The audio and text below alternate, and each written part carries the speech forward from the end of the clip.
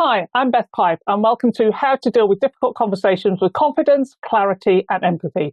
So, we're going to spend the next hour or so looking at the things and the techniques that we can use to make those tricky conversations just that little bit easier. I can't promise, I'm going to manage expectations here. I can't promise that you're going to come out at the end of 50 odd minutes and go, Yay, I can't wait to have a difficult conversation, because as we'll explore at the start of this, many of us do fear them for various different reasons, but hopefully I can give you some tools that you can use to make them a little more structured and a little more comfortable.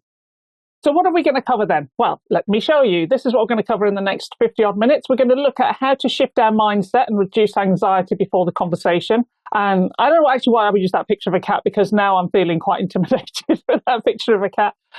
He's scary. He's got a stare on him, hasn't he? So how to shift our mindset and reduce anxiety before the conversation, how we can prepare effectively, whether it's going to be face-to-face, video or phone. And we're going to look at the impact of how we talk to somebody and how that is different in those different three mediums. I'm going to give you a practical structure that you can use to help to keep the conversation on track. It's like a reference point to come back to. And it will be something that's already familiar to some of you, I'm sure, but we're going to use it in this context and it will be quite useful, I promise.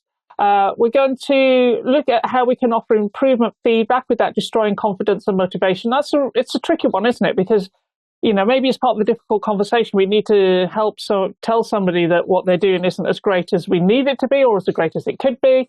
But actually what we don't want to do is take down their confidence and enthusiasm at the same time. So we'll look at how we do that. We're going to use quite a lot on questioning.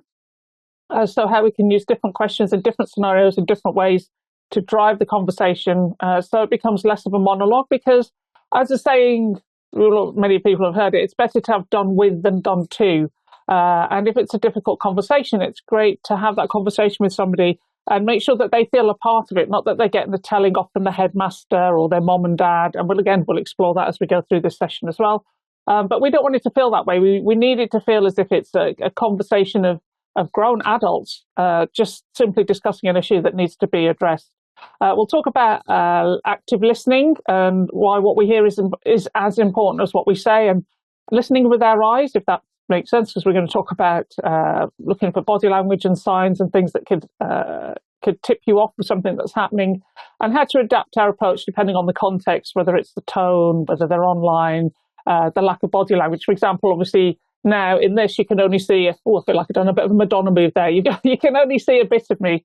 So there's a lot of clues that you can't pick up. But we'll look at how we can address that when we're online or face to face.